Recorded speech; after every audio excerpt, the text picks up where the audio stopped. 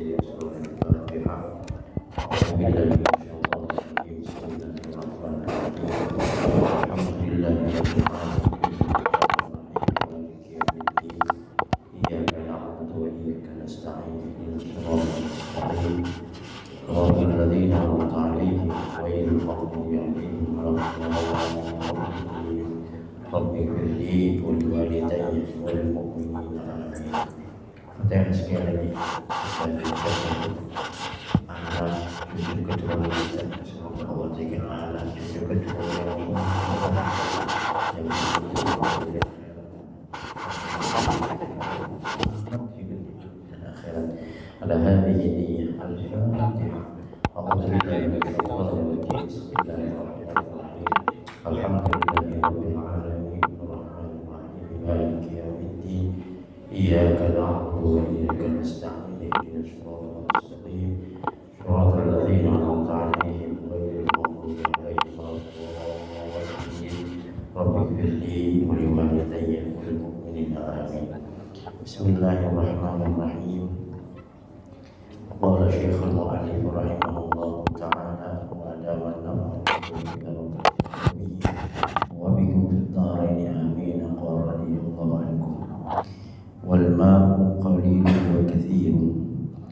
Bermula air itu ada yang sedikit, wa katsirun, dan ada air yang banyak. Wal qalilu ma dunal qullatayn. Bermula air yang sedikit, yaitu yang kurang dari 2 qullah. Al-kathiru qullatani fa aktsar. Bermula air yang banyak itu 2 qullah atau lebih banyak. Al-qalilu yatanajjasu bi wuqu'in najasati fihi wa in lam yataghayyar. Bermula air yang sedikit itu najis ia dengan sebab kejatuhan najis padanya, dan sekalipun tiada berubah. Wal kathiru, dan bermula air yang banyak itu la yatanajjasu illa idza taghayyara ta'muhu aw launuhu aw rihuhu. Tiada najis ia melainkan apabila berubah oleh rasanya atau warnanya atau baunya. Mujibatul ghusli sittatu wallahu a'lam bishawab. Jamaah sekalian, subhanallah, alhamdulillah, malam ini sekali Allah berikan kita semua kesempatan untuk berbuat baik. Mudah-mudahan semoga ini semua tanda Allah sayang sama kita semua. Sebagaimana ditekankan, disabdakan oleh Kanjeng Nabi bahwa apabila Allah lagi sayang sama hambanya, maka hambanya itu dibersihkan. Bagaimana ya Rasulullah cara Allah membersihkan hambanya itu? Kata Rasulullah, Allah berikan dia taufik untuk berbuat baik sebelum matinya. Mudah-mudahan ini sebagai tanda kita sedang disayang oleh Allah Subhanahu wa ta'ala. Yang kedua, alhamdulillah hari ini kita semua bisa bersilaturahim. Kalau sekedar ngaji mah saya yakinnya kita paling asik di pesantren dan sebagainya. Saya yakin di antara kita mungkin tahu, tetapi gue di sini insya Allah sekedar silaturahim. Ada silatul qalbi, ini sudah terbiasa. Andai kata nanti ada yang tidak hadir, kita terpaut hatinya kepada saudara kita, itu namanya silatul qalbi. Bukan hanya itu, walaupun kita sudah berbeda amal, kita bisa saling mendoakan, yang disebut dengan silaturahim. Yang mudah-mudahan silaturahim kita ini bisa dicatat sebagai amal ibadah di Allah Subhanahu wa ta'ala. Yang ketiga, mudah-mudahan ada keberkahan, walaupun kita berdasar, ada keberkahan buat kita. Apa efek keberkahannya? Allah gerakkan hati kita untuk bisa nikmat ibadah. yang tadinya agak kendor jadi kencung, bahkan bisa ngajak saudaranya untuk ibadah. Itu mudah-mudahan salah satu tanda dan ciri dari keberkahan ilmu. Bukan banyaknya, bukan hebatnya kita yang dikaji, tapi seberapa jauh efek keberkahan dari sebuah ilmu. Berapa banyak orang yang ilmu lautan tetapi tidak punya efek bagi masyarakatnya atau bahkan dirinya sendiri. Tapi berapa banyak orang yang standar keilmuannya tetapi efeknya luar biasa, bukan hanya buat dirinya tapi juga buat orang lain. Nah, mudah-mudahan Pak, di akhir hayat kita, di penghujung hidup kita ini, Allah kasih keberkahan kita ngaji ya, biar Allah kasih kita lebih cepat, bukan lebih cepat, artinya lebih meningkat kualitas ibadah kita dari hari ke hari terus, seperti Imam Ghazali dalam teori skeptisismenya.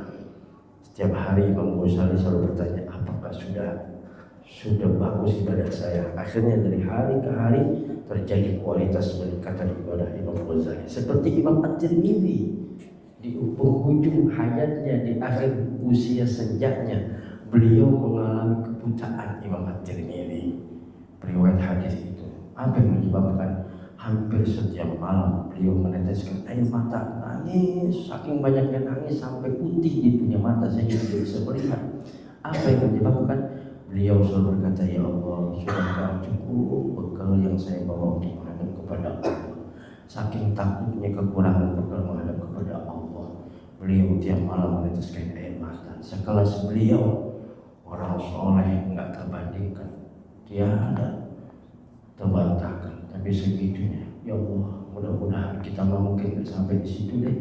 Tapi mudah-mudahan ada sedikit amal soleh yang kita lakukan, Allah ridha, sehingga Allah berikan rahman-rahimnya kepada kita, sehingga nanti layak kita dimuliakan oleh Allah dengan surganya Allah Subhanahu wa Ta'ala. Jamaah sekalian, hari ini kita akan belajar dengan kitab Sabina ini tentang masalah air. Air adalah pokok utama dalam melakukan sebuah kegiatan bersuci atau hawa. Dikatakan di sini bahwa air itu terbagi dua, minimal ada air sedikit dan air banyak. Air sedikit itu adalah air yang tidak sampai dengan 2 kula, sedangkan air banyak adalah air yang sampai dengan 2 kula. Pertanyaannya, apa itu 2 kula seberapa? Terjadi sebenarnya fikih yang tajam. Fikih itu kan perbedaan, karena al-fiqhu lughatan al-fahm. Fikih itu adalah pemahaman. Pemahaman Imam Hanafi berbeda dengan Imam Maliki. Boleh jadi pemahaman Imam Maliki berbeda dengan Imam Syafi'i. Tapi boleh jadi juga pemahaman Imam Syafi'i berbeda dengan Imam Ahmad bin Hanbal atau Hambali. Itu jadi perbedaan. Tetapi kita sederhana saja merujuk kepada ulama dari Sumatera yang disebut Mahmud Yunus.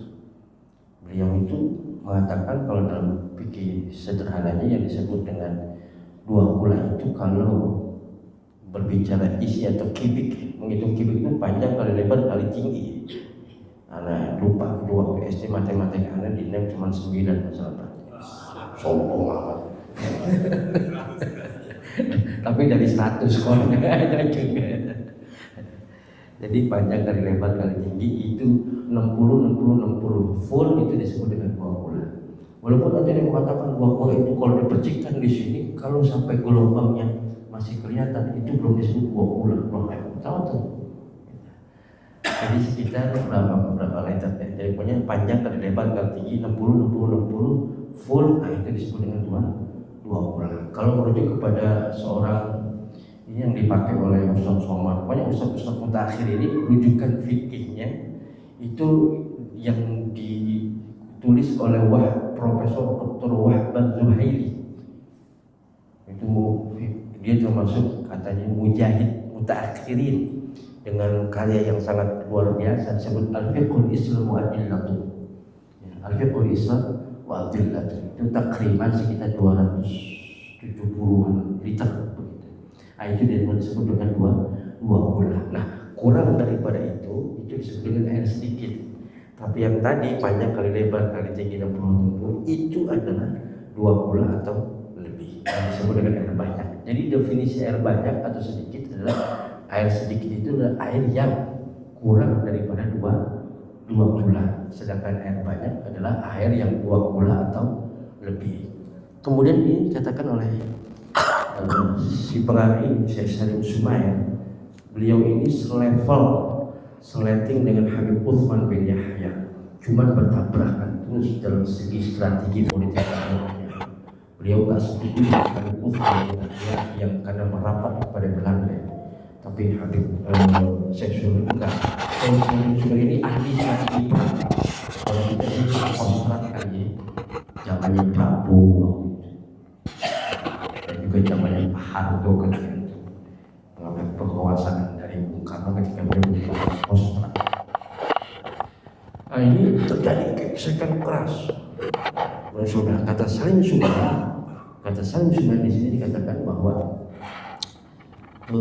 air sedikit itu apabila terjatuh satu najis, maka air itu menjadi najis. Air sedikit, sekali lagi ketika saya sebut air sedikit berarti sudah kita paham dalam mindset kita, air itu berarti kurang dari 2 gula. Air yang sedikit itu apabila kejatuhan dengan satu najis, maka air itu air mudah najis. Ada najis, ada bukan najis, berbeda ya. Kalau najis itu fisiknya, maaf, kotoran tikus itu najis dah.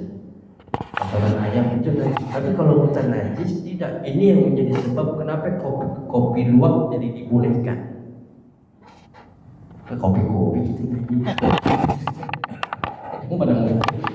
Kopi luwak ada tadi yang cakep itu, luwak makan kemudian kotorannya ada bijinya yang itu kopi paling mantap itu katanya. Masya Allah, kayak makan lele tadi. Nah, ini koin kena tikus, kotoran tikus, maka koin ini menjadi mutanajis, artinya dia menjadi najis tapi masih punya potensi untuk disucikan. Hilangkan saja kotorannya, disucikan, dibersihkan, maka koin ini kembali menjadi suci lagi. Jadi itu disebut kalau kejatuhan mutanajis, tapi kotorannya itu sendiri namanya najis. Nah, air yang sedikit tadi yang ketika disebut sedikit adalah kurang dari 2 gula, terkena kotoran, terkena najis, maka air itu berubah menjadi air mutanajis. Ini yang ulama akhirnya berpikir keras dengan kondisi zaman sekarang.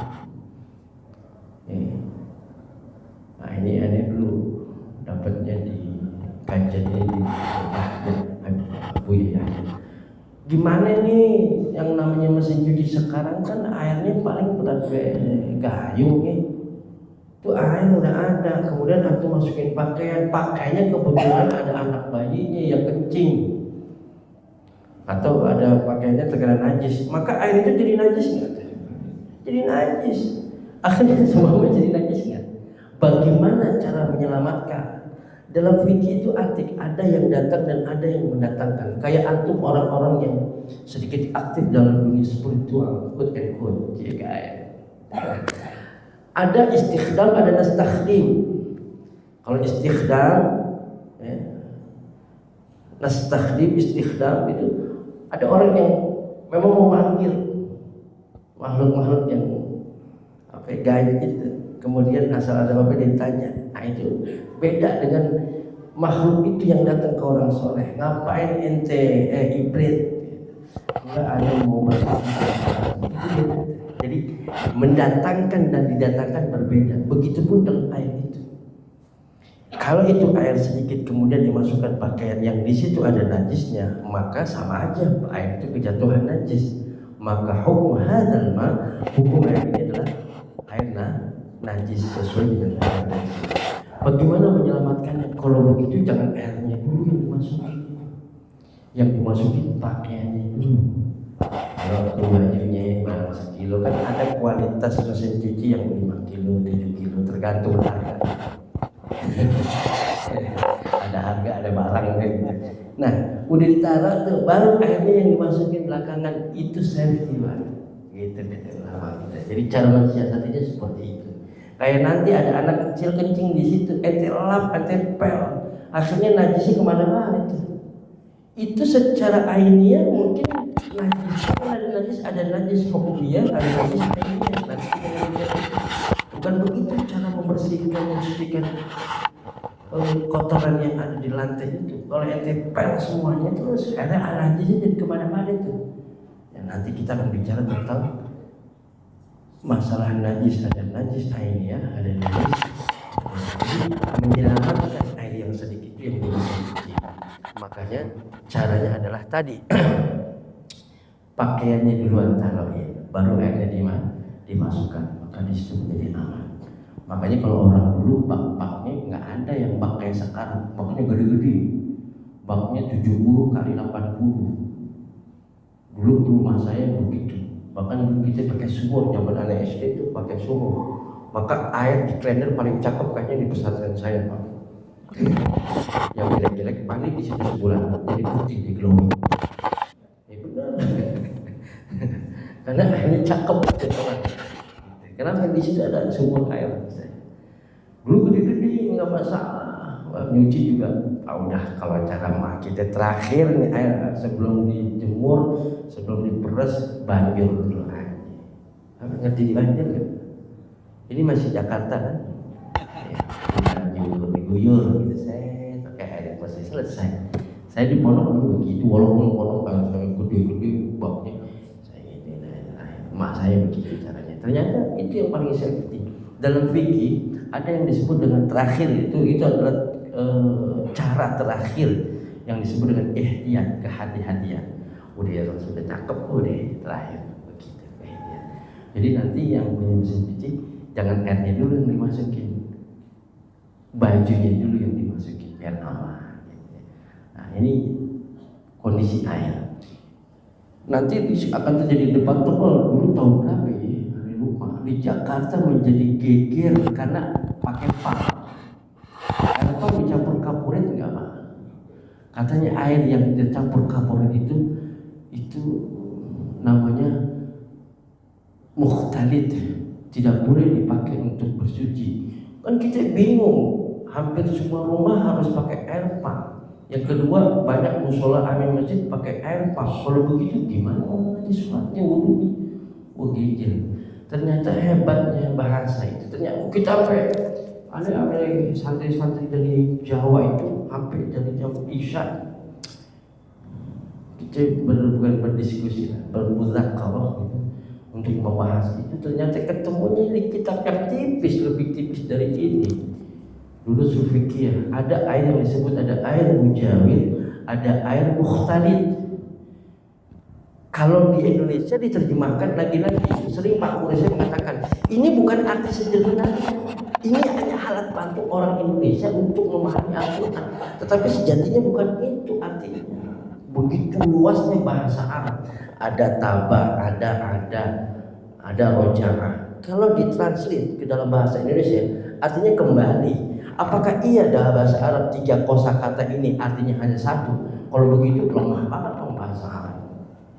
Taba, ada, roja'ah, kembali di sana. Enggak. Tapi terjemahan itu bukan ansih terjemahan arti itu, tapi itu hanya alat bantu. Sejatinya jauh. Kayak misalnya Bismillah, kalau itu belajar tafsir Ar-Rahman, Bismillahirrahmanirrahim. Ada pengulangan di bawah Ar-Rahmanirrahim juga di Al-Fatihah. Itu hanya seperti ini. Ada 3 pengulangan. Ketika di dalam bahasa Arab Al-Quran, kadang-kadang Allah menggunakan kalimat present continuous tense. Mau biasa, biar kita tahu ini yang ngajar magister. Sombong amat. Padahal bahasa Arab ada, bahasa Inggris ada. Ada teman karena guru bahasa Inggrisnya cakep aja. Coba baru datang bikin pertanyaan. Do you love me? Ya, jadi kadang-kadang bahasa Arab itu Allah menggunakan kalimat fi'lul mudhari' fil hali wal istiqbal. Bahasa Inggrisnya mungkin present, yang belajar grammar itu kalimat present continuous tense. Tapi di lain sisi kadang-kadang Al-Quran menggunakan kalimat fi'lul madhi atau past tense, kalimat yang lampau. Perbedaannya apa? Kenapa dalam kalimat wala tamutunna illa wa antum di situ ada kalimat fi'lul mudhari'? Apa penggunaan? Itu berbeda, Pak. Ketika Allah di dalam Al-Quran menyebut dirinya ana, saya, I am. Tapi ketika Allah menyebut dirinya dalam Al-Quran kadang-kadang nahnu, kami, we are. Beda. Ketika proses penciptaan manusia penciptaannya ada dua proses. Proses penciptaan dalam konsep kun fayakun, kemudian ada fase produksi, ada fase reproduksi. Makanya kalau ngajar tafsir ngeri, Pak, kalau baru ngaji di pesantren 15 tahun, baru 6 tahun ngajar tafsir. Emang lulus pesantren 6 tahun emang udah jadi ustaz. Itu baru bisa baca Fatihah, bukannya cakep. Mendingan kalau baru 6 tahun kan sama aja SMA. Lulus SD 6 tahun masuk pesantren, berarti SMP SMA udah dipanggil ustaz, udah ngajar. Kalau nyantri 15 tahun nguasain 12 fat baru. Ini kadang-kadang orang bikin halakoh cuman bermodalkan terjemahan, dia berani memberikan interpretasi terhadap Al-Quran. Pantes kita banyak aliran-aliran kagak buku lagu yang ngomong bukan pada bidangnya, cuma tahu terjemahannya doang dia ngomong. Bahkan yang lebih sakit itu dia memberikan interpretasi yang mendalam dalam ayat itu. Enggak akurat siapa aja yang segitu alimul ulama diakui sebagai satu-satunya orang Indonesia menjadi ahli tafsir tingkat Asia Pasifik. Kemlot nilainya. Orang jauh-jauh dari Maroko ngambil strata 3.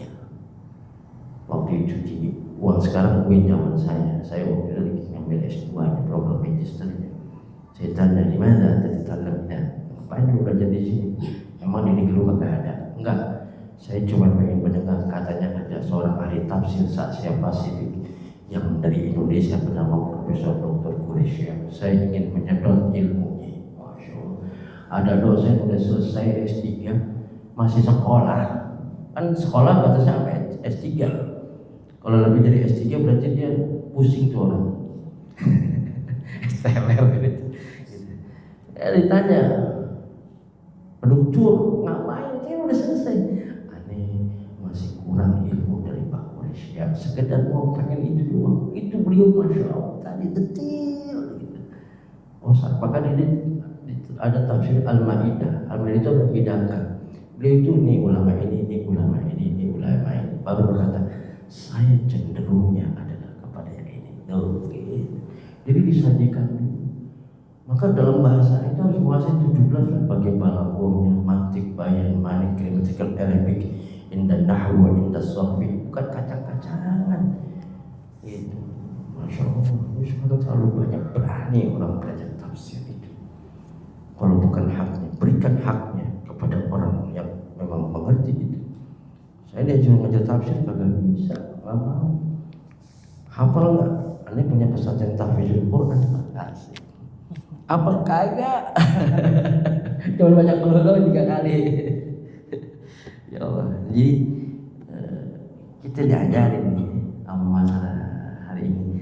Jadi ada air yang sedikit, ada air yang banyak. Jadi begitu dialektikanya dalam memahami fikih ini masalah air. Jadi sekali lagi dulu enggak kesulitan kita tapi sekarang minim banget. Nanti deh kalau kita udah bicara lagi masalah perubahan air dan sebagainya itu akan kita temukan hal yang cukup menjelimet. Itu di Jakarta geger. Ternyata ada di kitab apaan? Ada mukhtalid, ada mujawir yang kalau diterjemahkan ke dalam bahasa Indonesia artinya bercampur. Tetapi bedanya apa? Mukhtalid sama mujawir. Ikhtalat mujawir. Ini kopi, air kasih kopi, kasih gula jadi air kopi. Kecampur nggak namanya? Punya putih. Tapi dia kadang-kadang aneh kan suka ngopi di rumah. Ustaz Maroji, padahal dia pinter nih, harusnya dia ngajar nih. Aneh duduk di situ. Itu disebut air bercampur. Karena apa? Karena sulit untuk memisahkan lagi, maka disebut air kopi, air teh. Tapi itu tercampur. Tapi yang itu mukhtalid. Tapi ada mujawir. Mujawir itu apa? Tercampur dia, tapi punya potensi bisa memisah dengan sendirinya. Saya coba tes air di rumah, saya pakai pump juga Pak, walaupun ada air tanah itu gitu ada. Itu satu bak penuhin dah air pump, taruh ikan, minimal celeng dua ikan, ngambang aja. Tapi itu air taruh, katakanlah maghrib kita isi, subuh ente tungguin baru masukin ikan, ikannya asik aja. Kenapa? Karena kaporit itu sudah memisah dengan sendiri, ngendap. Itu yang disebut air mujawir. Nah, air pump itu adalah mujawir. Air yang kayak gitu tauhir dan mutahhir, suci dan mensucikan. Jadi nggak jadi masalah. Maka saya bilang kami dulu yang guru-guru kampung tahu masih saklek aja. Enggak, kalau memang itu udah nggak boleh dipakai, udah geger orang, udah banyak fatwa, ternyata ada dikit gitu. Ada mukhtalid, ada mujawir. Potensi itu bisa berubah dengan sendirinya, disebut dengan mujawir. Kalau air banyak itu kejatuhan najis. Sekali lagi, ketika air banyak, kullatani faksa, 2 gula atau lebih, kejatuhan tuh, maaf, kotoran tikus. Kalau tadi kan mau dia berubah atau kagak, pokoknya air sedikit najis. Sedangkan air banyak itu kalau kejatuhan air kotoran tikus, maka dia tidak menjadi najis kecuali kalau 3 unsur rasa, bau dan warnanya ada terjadi perubahan, terjadi taghayyur perubahan, maka itu menjadi air najis. Kalau ketiga unsur ini santai-santai saja, aman-aman saja, tidak ada perubahan apa-apa, maka air banyak itu walaupun kejatuhan najis, dia tetap air yang menjadi suci, bukan air yang menjadi najis. Ya. Ini gambaran tentang air. Jadi ada air sedikit, ada air banyak. Ini gimana ini? Sekarang banyak kasus, misalnya, ya Allah, itu air di bak-bak zaman sekarang kan pada minimalis ya. Rumahan apa tipe 90. Tapi mahal-mahal banget ya rumah saya begitu. Perasaan kayak rumah-rumah bisa, di halaman rumah kita tuh bisa main bulu tangkis di depan rumah aja. Dulu kita kecil main bulu tangkis, kita main bola, sekedar kayak futsal sekarang. Dulu biar saya tahu rumahnya gede dulu tuh. Ada pohon jambu air, ada pohon jambu kerutuk. Kayaknya zaman dulu gitu ya. Masya Allah. Sekarang kayaknya bisa beli rumah tipe 72 aja bawah banget sekarang. 72 2 kamar 1 WC. Itu kayaknya nongkrongnya susah itu. Maaf Pak. Ya, saya butuh tertawa. Paling gak ditertawakan. Nah itu kan otomatis kamar mandinya minimalis ya, insinyur hebat itu. Bagaimana cara kayak begitu kan? Ya udah, zaman sekarang ada shower aman. Ya, nanti kan bicara di sini tentang perubahan air banyak.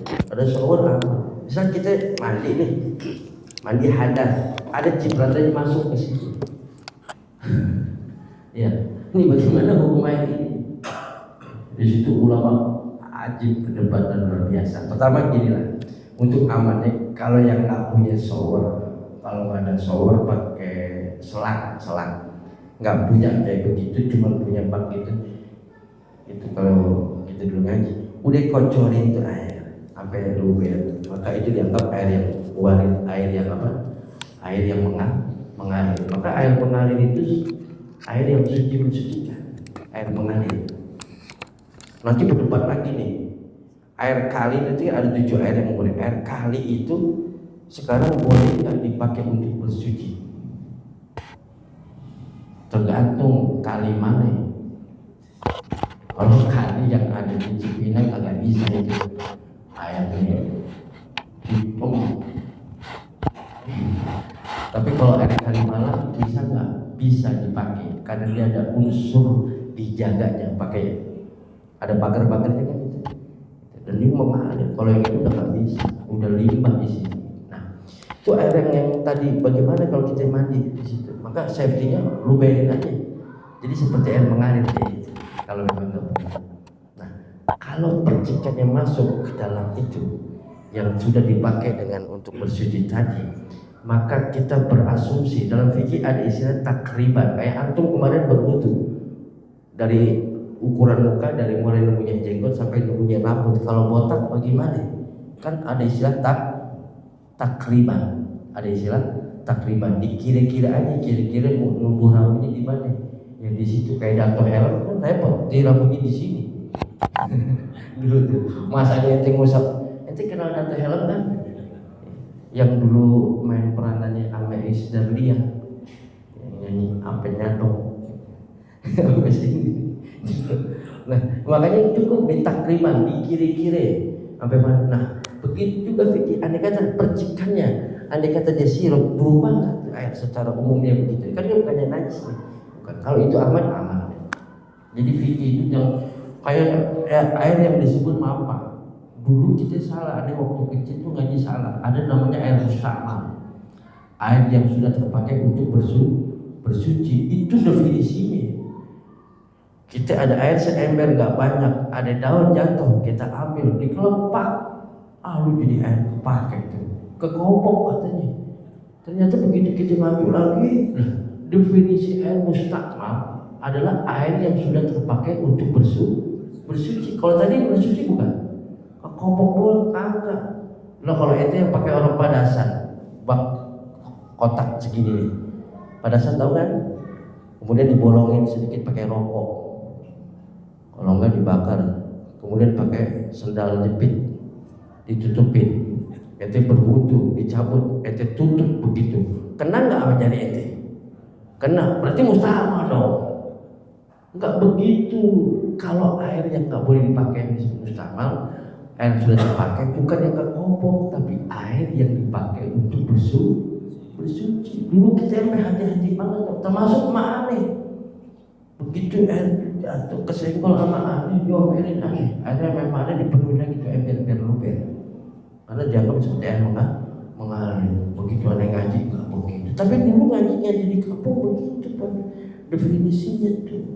Buya ya jadi diomelin memang.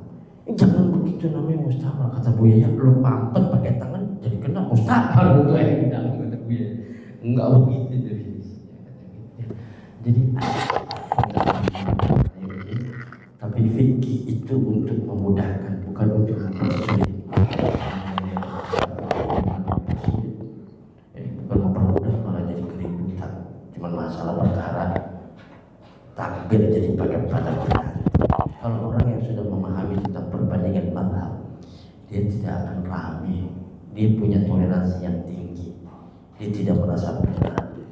Ini gitu. Masalah pakai sorban ala Rasul, ala Abu Bakar tadi di bab di masjid saya ngajar tentang babul hadis bab fadilah imamah. Imam Syafi'i berbeda cara menggunakan sorban dengan Imam Ahmad bin Hanbal dan Hanafi. Itu sebelah kiri, apa sebelah kanan, apa begini. Tergantung ente orang apa. Antara ahli fikih dengan ahli tasawuf pakai imamahnya berbeda, Pak. Rasulullah seperti ini. Kalau Abu Bakar As-Siddiq begini, kalau Umar begini, kalau Sayyidina Ali aja pakai sorban. Pakai gaya Umar atau takut dikatain peta. Enggak ada lagi tuntunannya gaya-gayaan doang, pakainya begini sekarang sorban. Ya cekek aja kapan gitu. Masya Allah. Beda-beda. Pengen sekali atraksi gitu. Oke, gaya Sayyidina Umar, orang pakai anti kok pakainya gitu. Ahli tasawuf bagaimana nyelempangnya kanan atau kiri ya. Karena itu bukan bahasan kita akan lewatkan itu. Biar antum bertanya-tanya apa sih Tad? Ya. Kalau bertanya-tanya mau gimana Pak? Ya merokok boleh merokok di tempat saya. Ya kadang-kadang kalau lagi ada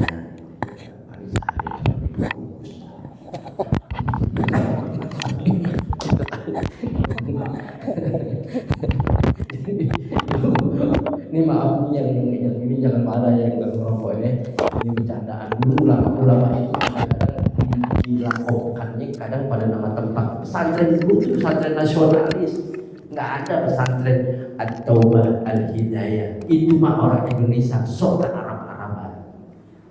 Dulu nggak ada pesantren Tebu Ireng Jombang.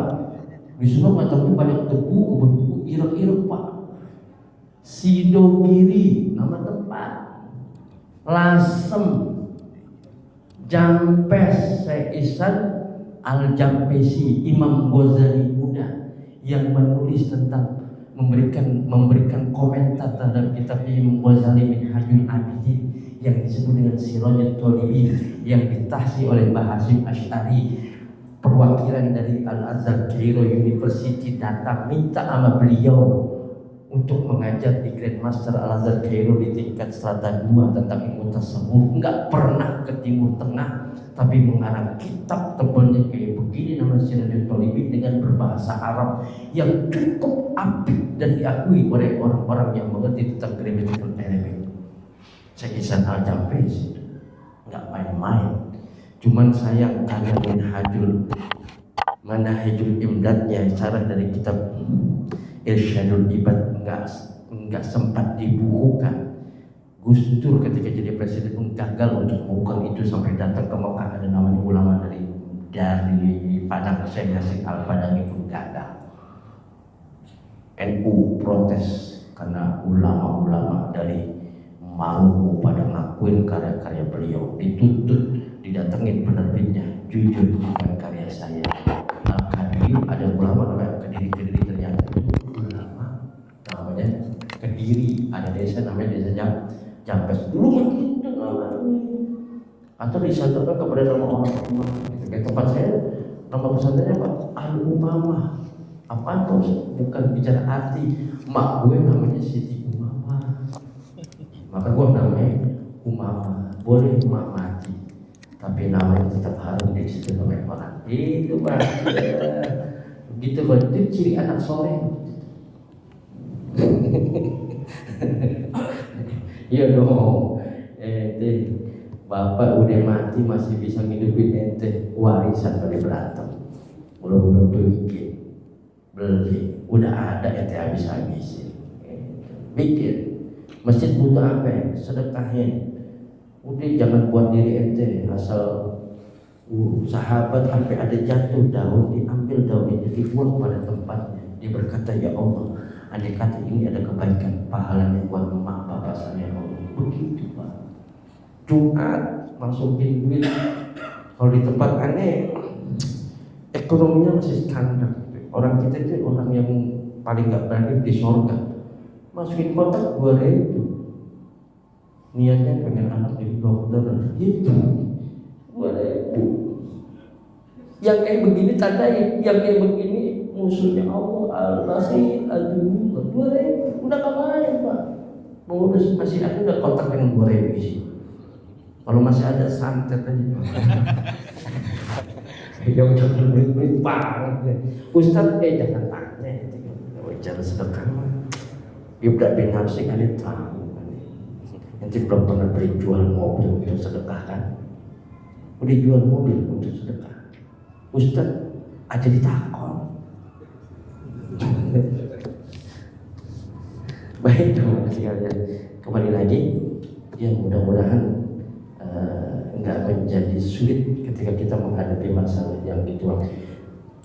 Al-yakin la yuzalu bisyak. Keyakinan itu tidak akan dirubahkan oleh sebuah keraguan. Yang penting nih kita ngaji kayak begini, andai kata ada ibadah kita banyak kekurangannya karena kita masih belajar, maka di situ ada maaf dari Allah Subhanahu wa taala. Jadi dalam seminggu harus duduk di taklim. Ini kita gini kayak gini nyelamatin kita juga Pak. Boleh jadi kita ibadah banyak kurang kesempurnaannya karena keterbatasan ilmu kita. Insya Allah ada maaf dari Allah di sini. Kenapa? Karena masih belajar. Maka belajar itu minal mahdi ilal lahdi, dari buaya sampai ke lahat. Batas terakhirnya belajar adalah ketika mati. Karena kematian itu istilahnya orang beriman. Maka jangan teriak capek, karena memang Mati itu istilahnya al-mautu rahatun lil mu'minin. Kematian itu adalah istirahatnya orang-orang beriman. Ada yang mau istirahat? Anda ambilin sekarang nih. Baru mati gitu. Baik jemaah sekalian, maafkan saya tadi saya diminta Pak nanti habis isya ada yang tanya jawab kakak. Ada yang bilang minggu depan aja ya Ustaz Satmaridnya hari ini pulang. Karena besok isya mau buru-buru. Kenapa ya? Tadi kebetulan di rumah lagi tetangga main gitu rame. Jadi maafkan saya, insya Allah minggu depan banget ya gitu ya sekedar tanya jawab untuk mudah-mudahan ada cakrawala pengetahuan yang pertama dari tanya jawab itu. Sebelumnya hari ini saya ingin berbicara ada dua hal amalia yang bisa menghantarkan antum bila hisab ke dalam surga.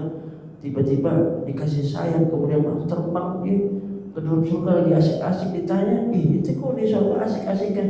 Ente nggak lihat hisab kagak? Ente nggak lihat menjembat kagak? Nggak lihat neraka kagak? Kok langsung bisa terbang tanpa dihisab? Dua apa amalnya? Tapi berat, bukan nggak bisa, berat. Apaan?